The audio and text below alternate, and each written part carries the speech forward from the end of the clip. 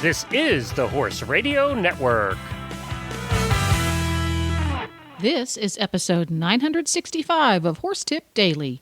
A different horse tip, a different equine topic, a different equestrian expert every day. Horse Tip Daily brings the world of equine knowledge to you, one day at a time.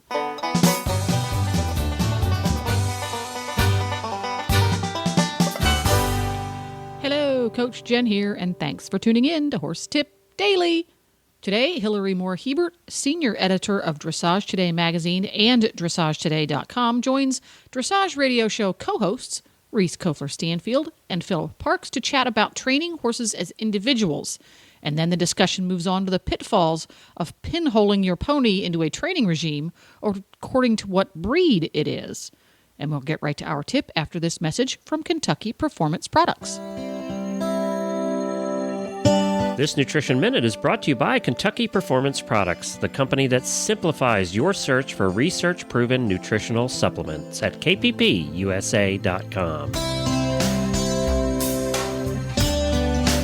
If you've ever had a horse with diarrhea, you know what a frustrating problem it can be. Finding an ingredient that works to dry up the diarrhea becomes a high priority. It turns out that researchers have found one, a yeast called Saccharomyces boulardii. It has been proven to improve and halt episodes of diarrhea. It supplies specific nutrients to the lining of the small and large intestines, and these nutrients promote healing of irritated tissues. It also supports improved starch and sugar digestion in the small intestine, reducing the opportunity for imbalances to occur in the hindgut. Nalox Advanced, made by Kentucky Performance Products, contains Saccharomyces boulardii, along with a blend of fermentation solubles and stomach buffers. Nalox Advanced is recommended for horses of any age that are suffering from diarrhea. It also supports a healthy digestive tract in horses at risk for gastric or colonic ulcers, such as performance horses or any horse that is constantly on the go and exposed to stressful situations. For best results, Nalox Advanced should be fed on a daily basis. This Nutritional Minute has been brought to you by Kentucky Performance Products. You can find all of their terrific products at kppusa.com.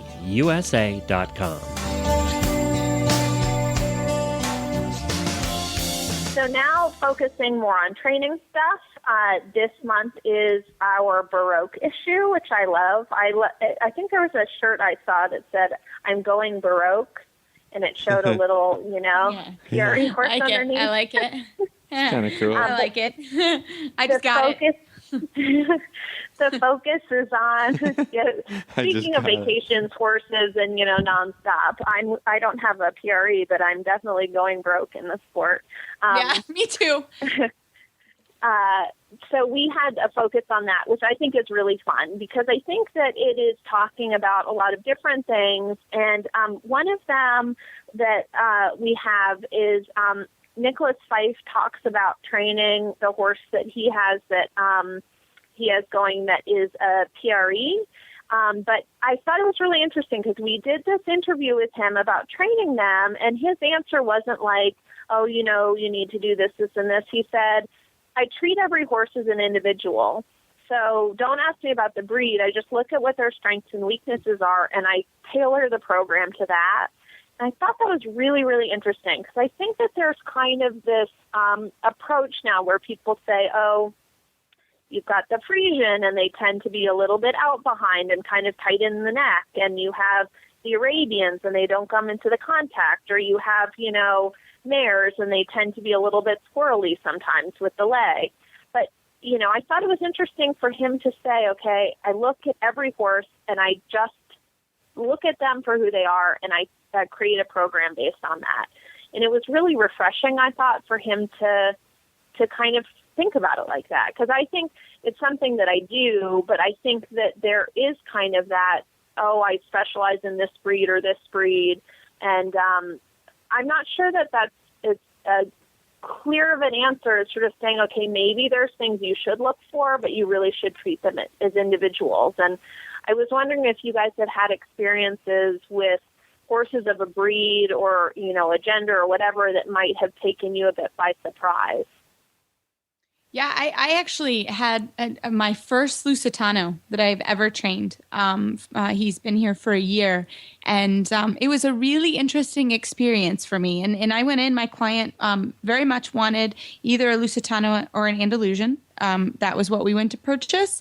And I flat out said, I don't have any experience. I had helped someone buy another one at one point in my career, but I really didn't have a lot of knowledge of the breed. And I said, okay. So we went and we bought this wonderful horse. And, yes, he is different to ride for sure, but the principles are the same.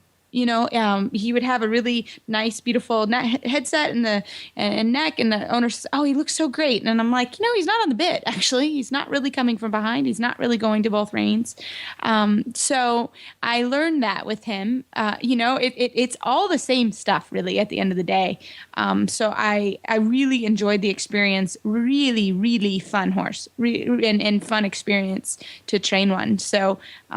They're fun to ride too. I mean, he's like a little Porsche. I rode him in a horse show, 4th level, and then I got on my big warm blood, who's clients who is 18 hands, and did a training level. And let me tell you, the little Porsche was the way to go. He was fun. So that's my experience, and they were very fun, but really working on a solid, true connection from behind is what we had to do all the time. So. That was my experience with him. Yeah, I think no matter what the horse, I mean, you have to stick to the training scale.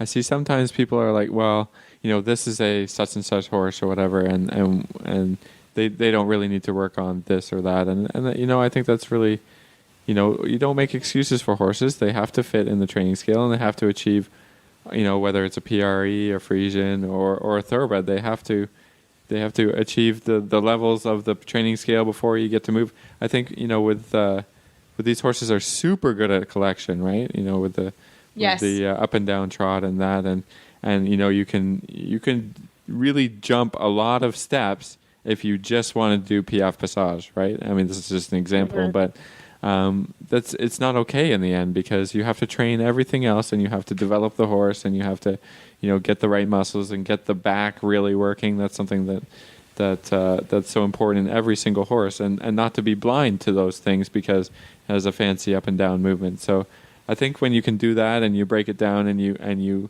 really let all horses progress at their own pace, but stick to the basics, then you're going to do a good job as a trainer or a rider, and not say, well, this is a such and such type of horse that is never going to do this, right? And is never going to achieve that throughness through the back. They can all do it. You might have to be creative with your training and find some different ways to go about it. But every horse that we have in the barn, you take fresh eyes on, not just when they come in, but on a day-to-day basis, on a monthly basis, to say, where are they at now? Where are they at now? And continue to develop your training plan for every horse. Yes, of course, they have tendencies as horses this, but they might be able to to get through that quite quickly. The problem that the Friesians are a little out behind. Well, not every single Friesian is out behind, and if you don't take a fresh look at the horse from time to time, you won't realize that it isn't out behind anymore, or it never was, or whatever. And really evaluate the horse all the time, and reevaluate your training plan, and be able to change it. And I think then you do every horse that you ride a good service by not pigeonholing them, and by not jumping steps, and really stick to your guns, stick to your plans, stick to what you've learned from your own trainers, and not go around that plan. So. And I like that idea a lot of what you're saying. It is going to be the tip I put in my back pocket for kind of assessing all the time, because especially with show season, say for example, you're riding 2 tests in a day. You take the horse out and they're tight the first test, and you think, okay, I need to, ride them to loosen their back a little bit. They aren't into the contact. I need to, fix this. That may be a totally different horse than what you had at home, for the past week, because of just circumstances, how they're feeling that day or whatever. you need to say, okay, this horse feels a little bit different than what I am used to. Yeah, And sometimes your show plan goes right out the window, Yeah. right? I mean, that's why you Goes need right out the somebody on the window. sideline to say, Yep. hey, is this what is this, am I evaluating this horse right? Like, is this what is going on? They say, yeah, now we need to make a new plan on the spot. Sometimes that happens.